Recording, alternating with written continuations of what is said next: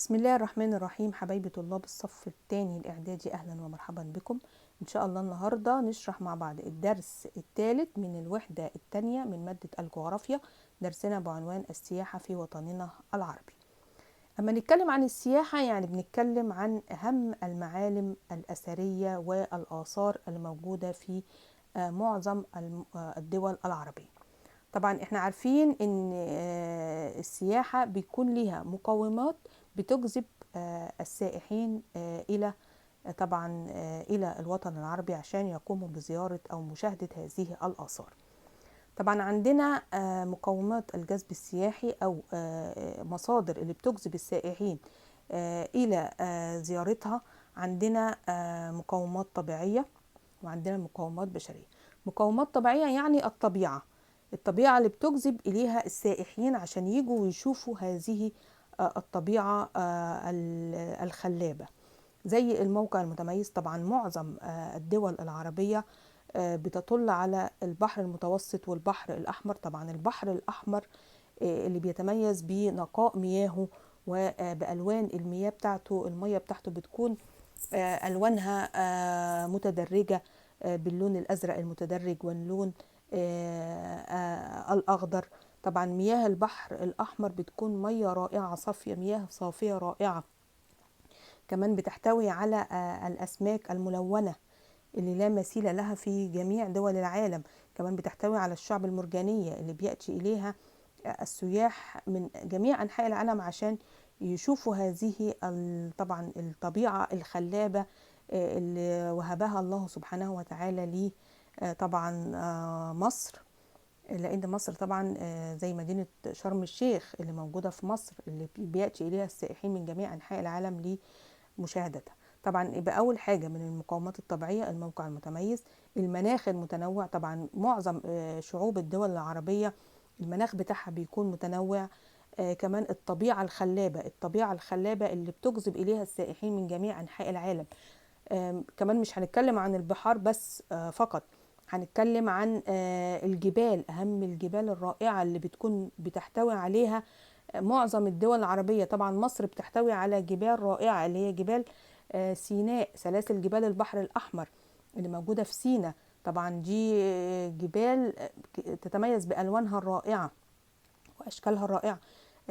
كمان عندنا في مصر جبل سينا، جبل سانت كاترين، جبل جميع الجبال اللي طبعا مفيش زيها في العالم كله.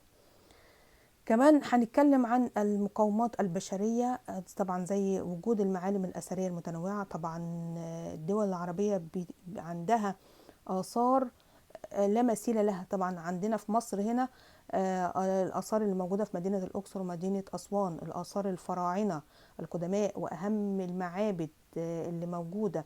عندنا معبد فيلة، عندنا معبد حتشبسوت، عندنا معابد كثيرة وفيها آثار عظيمة. عندنا المتاحف اللي بتحتوي على آثار مصر وآثار قدماء المصريين العظماء. كمان عندنا المقابر زي الأهرامات. عندنا المساجد، المساجد على مر العصور اللي أنشأها طبعا الخلفاء. طبعا دي بتعتبر آثار عظيمة بتحتوي عليها طبعا معظم الدول العربية. وطبعا مصر طبعا تعتبر أولى الدول العربية. وعندنا كمان مدينة تدمر في سوريا اللي بتحتوي على آثار عظيمة. وعندنا آثار دولة العراق. كل دي طبعا تعتبر معالم أثرية في الوطن العربي. كمان عندنا من أهم المقومات البشرية توافر الفنادق والقرى السياحية. طبعا لازم أي دولة بتهتم بالسياحة لازم تهتم بالفنادق وتهتم بالقرى السياحية اللي طبعا بيقيم فيها السائحين.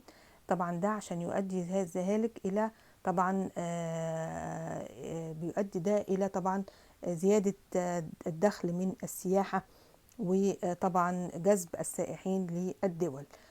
كمان عندنا توافر وسائل النقل، لازم نوفر للسائحين وسائل النقل والمواصلات والاتصالات اللي طبعا بتجعلهم ان هم طبعا يقيموا في الدول العربية خاصة لفترات طويلة. كمان عندنا توافر مظاهر الحضارة الحديثة، ان طبعا الدول العربية بدأت ان هي بتوفر مظاهر الحضارة، إنها طبعا بتقيم الفنادق على أحدث الطرازات، وعلى بتستخدم فيها أحدث الوسائل، وبتستخدم وسائل النت، وسائل التكنولوجيا الحديثة. كمان عندنا توافر الأمن والأمان. لازم طبعا الدول كلها بتوفر الأمن والأمان للسائحين، طبعا عشان اللي بيجي مرة بيزور دولة لازم يجي أكتر من مرة، عشان كده ذلك بيؤدي إلى تنشيط وترويج السياحة. طيب عندنا بقى بتتنوع مقومات الجذب السياحي في وطننا العربي. مقومات الجذب السياحي دي بتتنوع في الوطن العربي. طبعا ده بيؤدي إلى تعدد أنواع السياحة، يبقى أدى ذلك إلى تعدد أنواع السياحة. يبقى لما يجي هنا يقول لك تتنوع مقومات الجذب السياحي في وطننا العربي، ده النتيجة المترتبة على ذلك. هنقول النتيجة المترتبة على ذلك هو تعدد أنواع السياحة. طب إيه أهم أنواع السياحة اللي موجودة في الوطن العربي؟ عندنا 5 أنواع للسياحة. عندنا السياحة العلمية والثقافية، والسياحة الترفيهية، والسياحة العلاجية اللي هي السياحة الطبية، وعندنا السياحة الرياضية، وعندنا السياحة الدينية. يبقى أنواع السياحة تاني: عندنا السياحة العلمية والثقافية، عندنا السياحة الترفيهية، عندنا السياحة العلاجية الطبية، وعندنا السياحة الرياضية، وعندنا السياحة الدينية. يبقى دي أنواع السياحة. طيب السياحة العلمية والثقافية زي إيه؟ عندنا أول حاجة سياحة المؤتمرات والمهرجانات والمعارض. طبعا في مؤتمرات بتعقد في الدول العربية، دي تعتبر سياحة. يعني زي مثلا مؤتمرات الشباب اللي بتعقد مثلا كل فترة في مدينة شرم الشيخ، دي طبعا بنلاقي ان معظم الدول بتكون مشاركة في هذه المؤتمرات، فبيأتي إليها السائحين من معظم أنحاء العالم طبعا للمشاركة في هذه المؤتمرات، فتعتبر هذه المؤتمرات سياحة. كمان في مهرجانات، في معارض بتعقد في معظم الدول، فدي بتجذب إليها السائحين من جميع أنحاء العالم. يبقى دي سياحة المؤتمرات والمهرجانات والمعارض بتعتبر من أنواع السياحة العلمية والثقافية. كمان عندنا السياحة التاريخية، زي زيارة الأماكن التاريخية، دي تعتبر سياحة تاريخية. زي طبعا أما يأتوا السائحين إلى مصر وبيقوموا بزيارة مدينة الأقصر ومدينة أسوان، اللي بتعتبر من اللي بتحتوي على آثار عظيمة، آثار الفراعنة. دي طبعا اللي موجودة في مدينة الأقصر، موجودة في مصر، دي طبعا بتعتبر سياحة تاريخية. كمان زيارة الأماكن التاريخية اللي موجودة في مدينة تدمر اللي في سوريا، دي طبعا تعتبر من السياحة التاريخية، لأنها السياح فيها بيقوموا بزيارة الأماكن التاريخية. طيب عندنا تاني نوع من أنواع السياحة، السياحة الترفيهية، مثل سياحة الشواطئ، يعني زيارة الشواطئ اللي موجودة في مصر ولبنان وتونس. طبعا زي ما احنا لسه قايلين الشواطئ اللي موجودة في على البحر الأحمر، زي طبعا مدينة شرم الشيخ، مدينة الغردقة، كمان مدينة مرسى مطروح اللي على البحر الأبيض المتوسط. كل هذه المدن طبعا بتكون بتملك شواطئ لا مثيل لها في العالم، فدي بتجذب السائحين من جميع أنحاء العالم لزيارتها. كمان عندنا السياحة النيلية، يعني السياحة ما بتكونش في البحار فقط، بتكون في النيل. معظم السياح بيأتوا إلى مصر لمشاهدة نهر النيل العظيم. طبعا عندنا على نهر النيل في طبعا فنادق كبيرة، وفنادق ضخمة وعظيمة بيأتوا إليها السائحين من جميع أنحاء العالم طبعا لمشاهدة نهر النيل الخلاب. كمان عندنا سياحة السفاري، مثل زيارة الصحاري. عندنا زي الصحاري اللي بنعمل فيها رياضات كثيرة. كمان عندنا زيارة المناطق الحشائش والغابات، اللي طبعا بيأتوا إليها السائحين من جميع أنحاء العالم لزيارتها. يبقى السياحة الترفيهية زي سياحة الشواطئ، زي السياحة النيلية، زي سياحة السفاري، مثل زي ما قلنا طبعا السفاري زي زيارة الصحاري والمناطق الحشائش والغابات. طيب عندنا ثالث نوع من أنواع السياحة، السياحة العلاجية، يعني سياحة للعلاج. من أمثلة هذه السياحة طبعا زيارة الأماكن الكبريتية، يعني في مناطق في بتحتوي على المياه بتاعتها بتحتوي على مياه كبريتية، يعني هذه المياه بتعالج بعض الأمراض، زي العيون الكبريتية اللي موجودة في مصر. عيون موسى بردك اللي في مصر دي تعتبر عيون بتحتوي على مياه كبريتية. في عين ماعين اللي موجودة في الأردن، دي بردك بتحتوي على مياه كبريتية وبتعتبر من أنواع السياحة العلاجية. وفي كمان الرمال الساخنة، الرمال الساخنة بتشفي بردك الروماتويد والروماتيزم، وبتشفي أمراض كثيرة. هنلاقي مثلا أن بعض السائحين بيأتوا من جميع أنحاء العالم من أجل السياحة العلاجية دي. بنلاقي أن السائحين بيدفنوا جسمهم في الرمال الساخنة دي من أجل طبعا الشفاء. يبقى السياحة العلاجية دي زي ما قلنا زيارة الأماكن الكبريتية اللي هي العيون الكبريتية اللي موجودة في مصر، عيون موسى اللي في مصر، وعين ماعين اللي موجودة في الأردن، والرمال الساخنة. يبقى دي سياحة من أجل العلاج. كمان عندنا رابع نوع من أنواع السياحة، السياحة الرياضية. من أمثلة السياحة الرياضية حضور المهرجانات والبطولات الرياضية كالرياضة المائية، وكمان كرة القدم. طبعا من أهم أنواع أو من أهم أنواع السياحة الرياضية طبعا كرة القدم، زي مثلا كأس العالم اللي كان أقيم في مدينة قطر. طبعا كأس العالم طبعا كان بيلعب فيه دول العالم كلها، كانت مشتركة في أو معظم دول العالم مشتركة في كأس العالم لكرة القدم. فبنلاقي أن السائحين أو جميع معظم الأفراد اللي أتوا من جميع أنحاء العالم لمشاهدة طبعا هذه طبعا الكأس كرة القدم وشاركوا فيها. فطبعا ده تعتبر من السياحة الرياضية. كمان لو بصينا للبطولات أو الرياضة المائية هنلاقي برضك ان كل دولة بتشترك في هذه البطولات، سواء بطولات الرياضة المائية أو رياضة كرة القدم. هنلاقي ان معظم الدول اللي بتشترك فيها بنلاقي ان افراد الشعب بتاعها بيساندها وبيذهب وراها طبعا لتشجيعها. فده طبعا بتعتبر سياحة رياضية. عندنا كمان السياحة الدينية، خامس نوع من أنواع السياحة الدينية، زي بقى زيارة الأماكن الدينية المقدسة، زي المسجد الأقصى اللي موجود في فلسطين، ده بيعتبر سياحة دينية. المسجد الحرام في السعودية، طبعا المسلمين من جميع أنحاء العالم بيزوروا المسجد الحرام، مسجد النبي عليه الصلاة والسلام، بيزوروه من جميع أنحاء العالم، فدي طبعا تعتبر سياحة دينية. كنيسة القيامة اللي موجودة في فلسطين دي تعتبر سياحة دينية. طيب ايه أهمية السياحة في الوطن العربي؟ أكيد السياحة ليها أهمية كبيرة في الوطن العربي.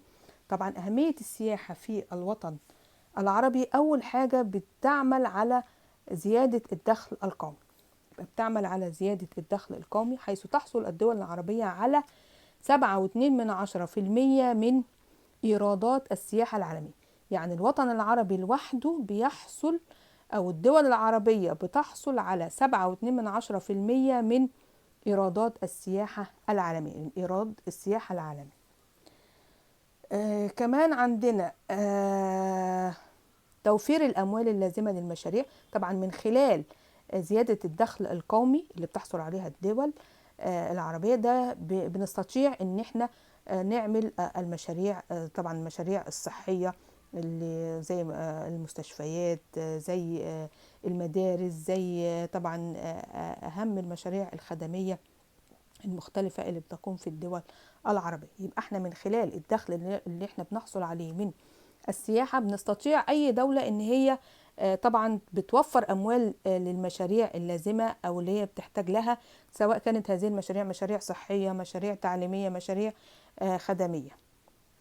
كمان بتوفر السياحة طبعا فرص العمل للشباب، سواء من خلال العمل في قطاع السياحة أو بأعمال متصلة به.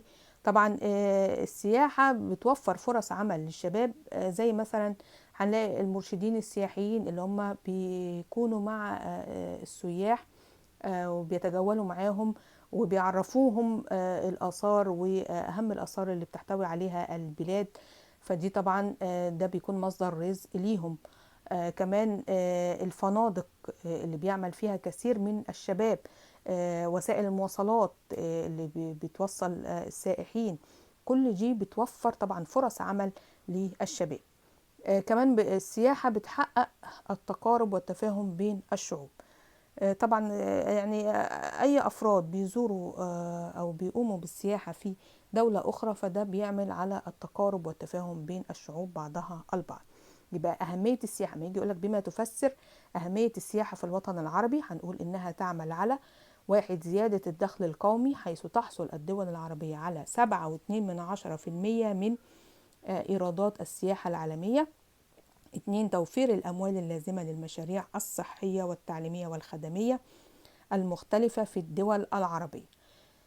3. توفير فرص العمل للشباب، سواء من خلال العمل في قطاع السياحة أو بأعمال متصلة به. 4. تحقيق التقارب والتفاهم بين الشعوب. طيب بعد كده هنتكلم عن تنمية السياحة في الوطن العربي. هنلاقي بقى إزاي الحكومة بتبذل جهودا من أجل أن هي تحقق التنمية السياحية العربية. يبقى تنمية السياحة في الوطن العربي، تبذل الحكومات العربية جهودا كبيرة لتحقيق التنمية السياحية في العربية. طبعا في الوطن العربي بتقوم الحكومات بتعمل ايه بقى؟ اول حاجة الدعاية عن المناطق السياحية والأثرية. بيبقى بتعمل دعاية للمناطق السياحية والأثرية دي من خلال النشرات والمؤتمرات. يبقى الحكومة بتعقد نشرات ومؤتمرات من خلالها بتقوم بالدعاية للمناطق السياحية والأثرية طبعا اللي موجودة في الدول بتاعتها. تاني حاجة التنسيق بين الدول العربية من خلال المنظمة العربية للسياحة التي أنشئت عام 2005 ميلاديا. يبقى معظم الدول العربية قاموا بإنشاء المنظمة العربية للسياحة عام 2005، اللي من خلالها بيقوم بالتنسيق بين الدول العربية بعضها البعض.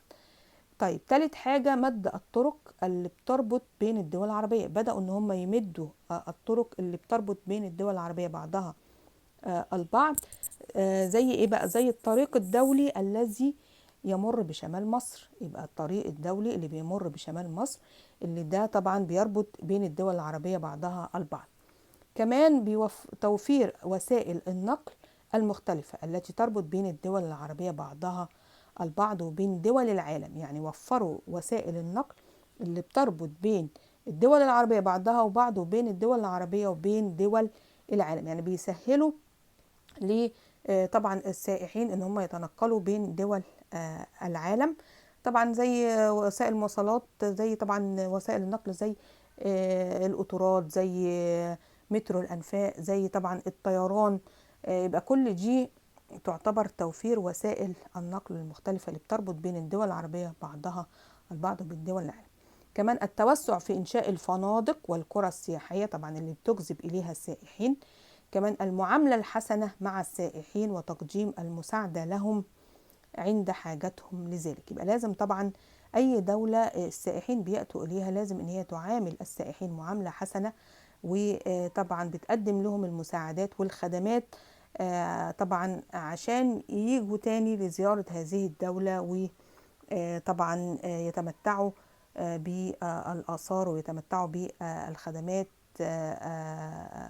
اللي طبعا بيحتاجوها. يبقى كده عرفنا تنمية السياحة في الوطن العربي، وعرفنا أهم طبعا الجهود اللي بتبذلها الحكومات العربية لتحقيق التنمية السياحية العربية. كده احنا نكون خلصنا مع بعض درسنا النهاردة، وإن شاء الله بالنجاح والتوفيق. وتابعوني، كانت معاكم مس أماني علي، والسلام عليكم ورحمة الله وبركاته.